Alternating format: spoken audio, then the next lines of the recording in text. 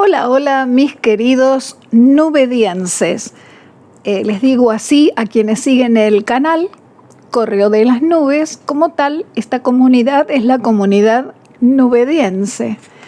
Estamos ya en el episodio número 6 y como les compartía en los anteriores, vamos a ir poquito a poco innovando, acompañando el proyecto de visitar gente, entrevistar personas para enriquecer los capítulos de estos encuentros que por ahora están siendo de una vez por semana, pero la idea es hacerlo de manera diaria y comenzar con las transmisiones en vivo para que podamos intercambiar sugerencias, estados de ánimo. La idea es acompañar, reflexionar y comunicarnos, básicamente eso, desde un lugar sencillo, cotidiano, simple, con temáticas que nos abarcan a todos en nuestro quehacer diario, más allá de las profesiones que cada uno pueda llegar a tener o con la sencillez con que habitualmente abordan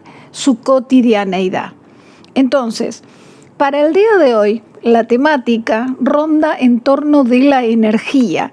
Ha sido una semana esta que ha transcurrido con muchísimas novedades para todos, en todos los sectores del planeta, como siempre sucede, pero en lo cotidiano, volviendo a las temáticas sencillas, cercanas, semana decía de movimiento de energías, cambios de muebles, limpieza de placares, previendo las nuevas estaciones que están por llegar en un mes, en nuestro invierno en el hemisferio sur, el verano en el hemisferio norte. Y mientras estábamos moviendo energías, amigos, familiares, cada uno en su casa, en sus cosas, surgió en mí esta cuestión del planteo de las claves de la energía. Más allá de los análisis que se puedan hacer desde un punto de vista científico, de la física misma incluso, la energía como ese combustible con el que cada mañana iniciamos nuestra jornada, nuestro día.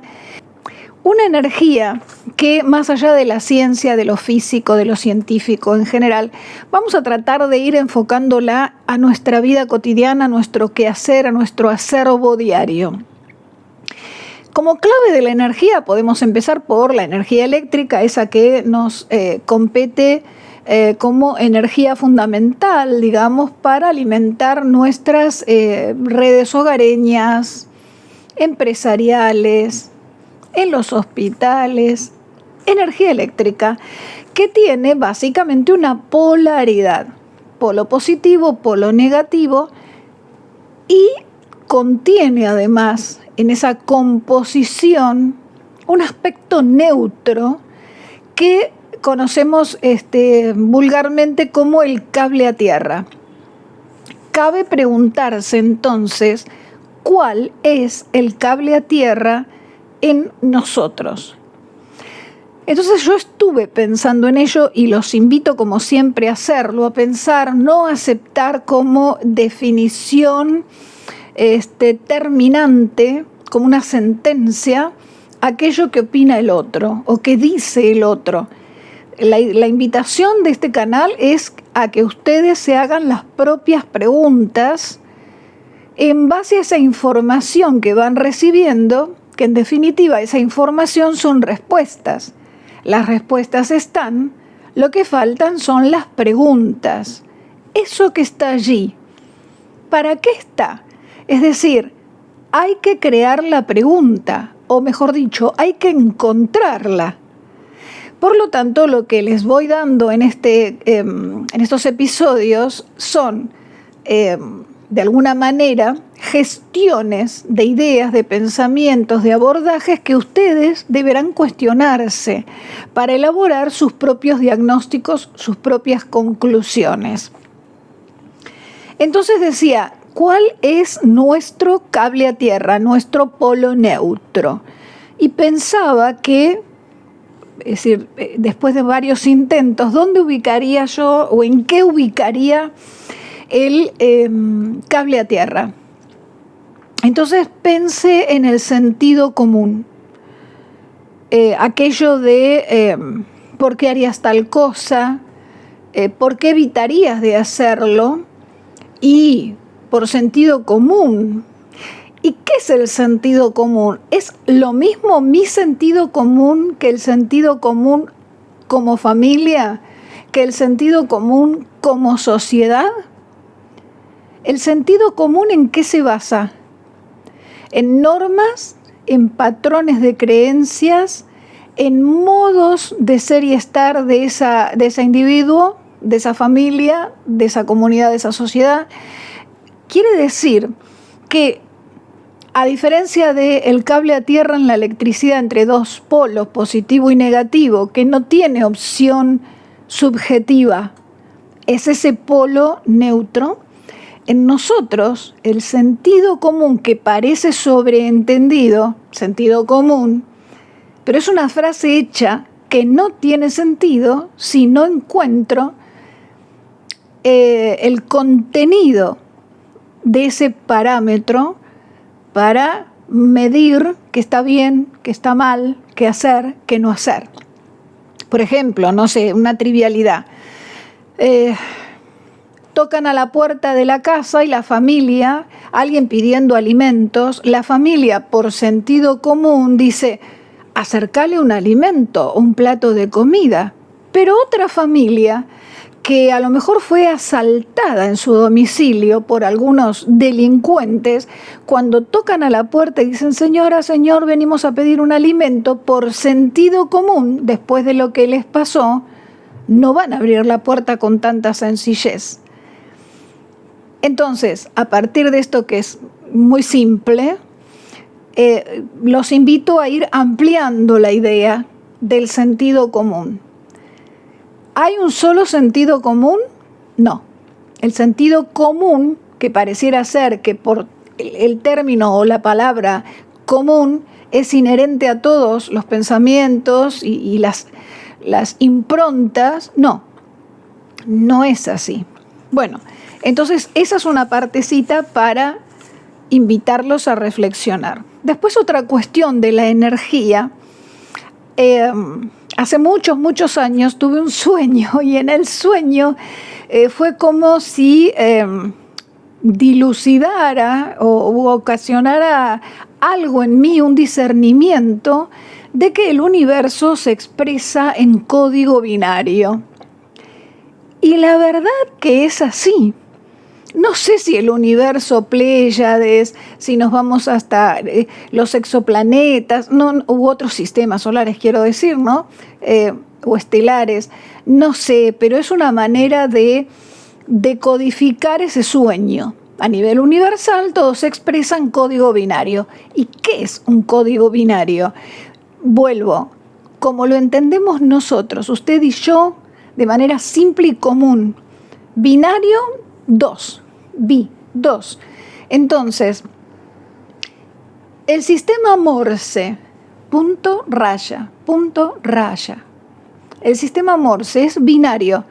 2 elementos, un lenguaje, y podemos decir de todo y en todos los idiomas, a partir de 2 elementos.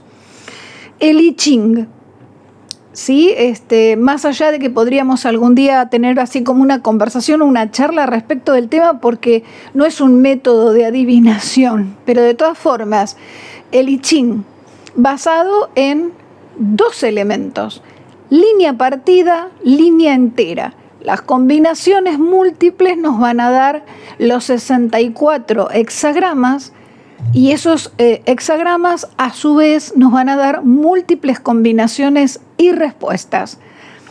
Tenemos después la notación maya, los números, punto, raya, una raya, una línea, un segmento con un punto es un 6, un segmento con 3 puntos es un 8, etc. El código binario, el que conocemos, bueno, yo conozco o tomé contacto con ellos desde que tenía, 17 años en mi primer empleo. En esa época existían, para los más jóvenes, esto es museo, es arqueología pura. Existían las tarjetas perforadas y la tarjeta tenía agujeritos y esos agujeritos pasados por una máquina leían lo que decía esa tarjeta perforada y a lo mejor era una factura de energía eléctrica. Bueno, después también existían las tarjetas perforadas, seguramente todavía existen, pero digo, las tarjetas perforadas que se colocaban en las máquinas de tejer para los diseños de jacquard, ¿no? Los entramados, los dibujitos, digamos. Bueno, ¿en qué se basa ese código binario para poder perforar que esto es una A o esto es una M? Es una perforación que se realiza a partir de un código binario de 0 y 1. Código que, por supuesto, hasta el día de hoy es la base de los sistemas, digamos así, operativos, digo yo, disculpen, en la computación, etcétera. En la religión, por ejemplo, tenemos que en el Antiguo Testamento, en el Éxodo, se habla de el pectoral de los sacerdotes con 12 piedras. Y aparte, 2, Urim y Tumim. Hay muchas teorías acerca del por qué y el para qué, pero son 2 elementos que definen toma de decisiones, digámoslo así. El código de barras, en todo producto cuando vamos a comprar, la etiquetita con el código de barras. En los libros, ¿no? También código de barras. 0 y 1, digamos, o el 0 y la barrita, ¿no? 0 y 1. Las coordenadas, X, Y. Latitud, longitud.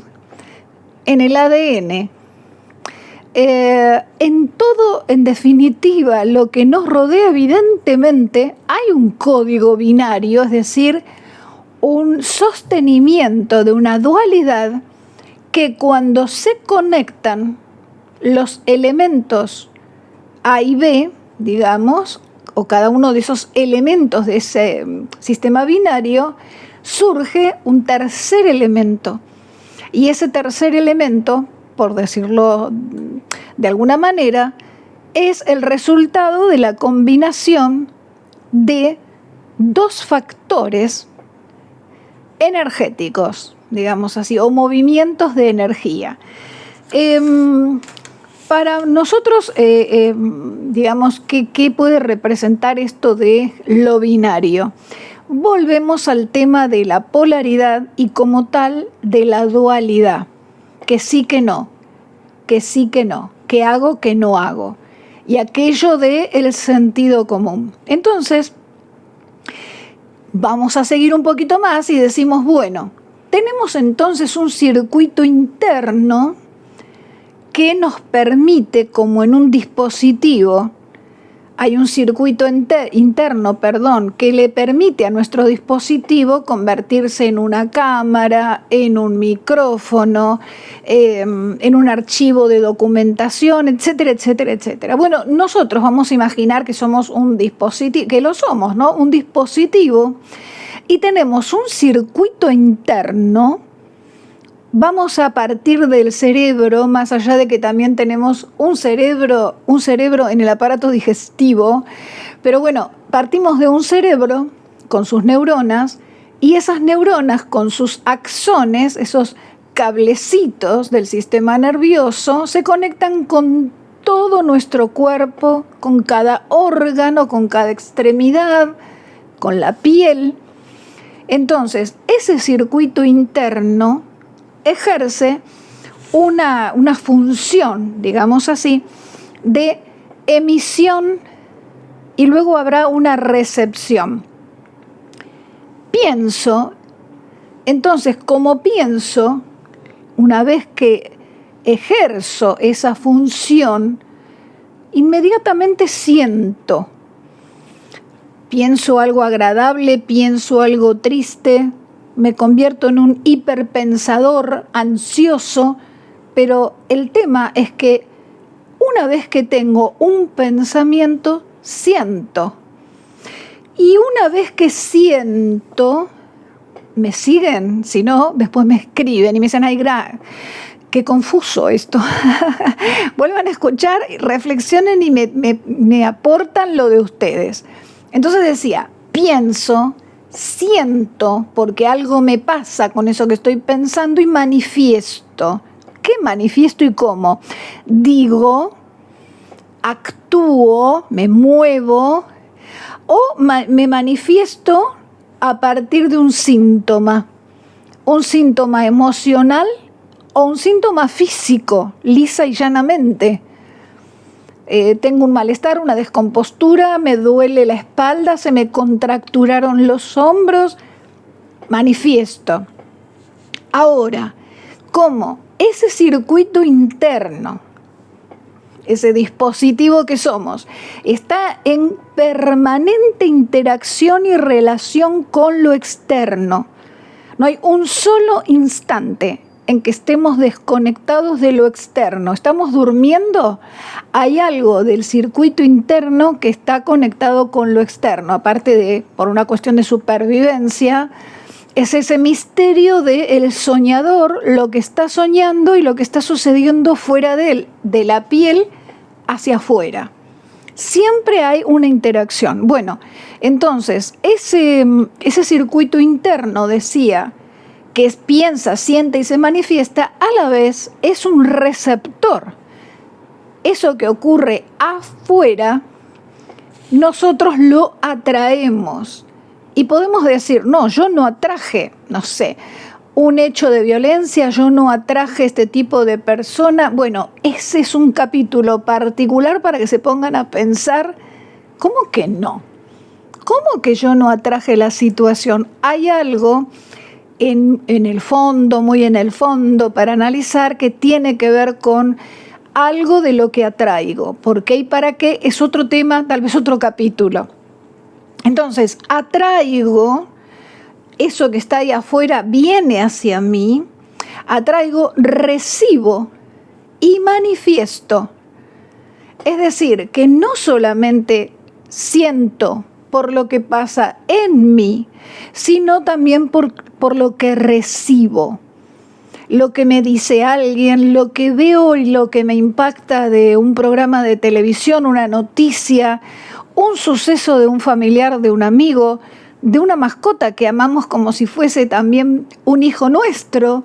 Es decir, eso que pasa allí afuera, que atraigo de alguna manera hacia mis emociones, que recepto, también generan en mí una manifestación, una aceptación, un rechazo, una empatía, una diferenciación, una sensación X, pero algo ocurre en mí. Esto quiere decir que entre lo simple que aparentemente está sucediendo, hay un orden oculto, un equilibrio que no podemos notar a simple vista o que no podemos discernir con tanta sencillez. Bueno, entonces me apunté por aquí que tenemos patrones de conducta o de comportamiento conscientes. Estoy haciendo esto porque como lo pensé hoy a la mañana, lo voy a elaborar de este modo, por ejemplo, y memorias inconscientes. Eso que se dispara en algún momento, que surge en algún momento, porque algo de lo que sucede allí afuera despierta esa memoria, la activa, o por algo que está sucediendo en mi mundo interno, en mi circuito interno, se conecta con una memoria. No es una tarea sencilla, no dice, por ejemplo, la neurociencia, esto es por 2 puntos, tome nota. No. Todavía lo que ocurre en nuestro cerebro y de nuestro cerebro hacia afuera y lo que influye lo de afuera en nuestro cerebro todavía se sabe muchísimo, pero hay muchísimo que todavía se desconoce. Entonces, vayamos como yendo a una suerte de cierre del tema para que puedan reflexionar y vayamos a ese momentito lúdico. La sugerencia que les dejo, miren esto, lo que apunté, escuchen esto, evitar la odisea del conflicto que no vemos resolverse porque genera ansiedad, hiperactividad, impotencia. Esto hace que nos lleguemos a convertir en depositarios, y esto que se me ocurrió y se los comparto, en depositarios de una dualidad límbica. ¿Qué querés decir con esto, Grace? Para cerrar este tema de hoy, vemos una noticia en la televisión. No sé, yo estoy siguiendo un par de casos, me encantan las investigaciones personales, particulares, y después me pongo a hacer una carta horaria, busco en un arcano, hago los números, hago mis seguimientos, pero no hago programas relacionados con algunos temas que son muy sensibles para los familiares, para la sociedad en su conjunto, para los investigadores, pero hago mis análisis. Ahora, ¿qué pasa? Hay un momento en que me compenetro tanto con los escenarios que se van sucediendo a partir de un hecho criminal, por ejemplo, que cuando voy viendo, no solo que no fluye, sino que está corrompido o que no le van a dar un viso de solución a partir de las coartadas que han fabricado, por ejemplo, los intervinientes en tal o cual caso, y me genera una sensación de impotencia, de injusticia, de horror dentro mío, y cuando eso me sucede, me doy cuenta de que eso que está sucediendo afuera, que yo estoy atrayendo por interés de la noticia o lo que fuere, lo que genera en mí es una dualidad, una incertidumbre, una impotencia, hiperactividad, pensamiento, emoción, recuerdo, reminiscencia de cosas injustas, quizá en mi vida o a mi alrededor, y entonces me deja eso en una dualidad límbica.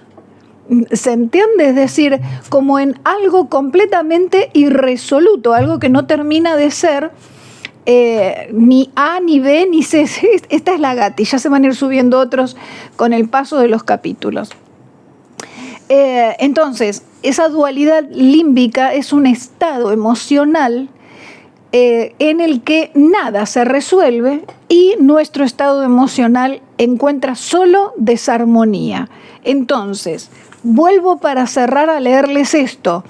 Eviten la odisea del conflicto.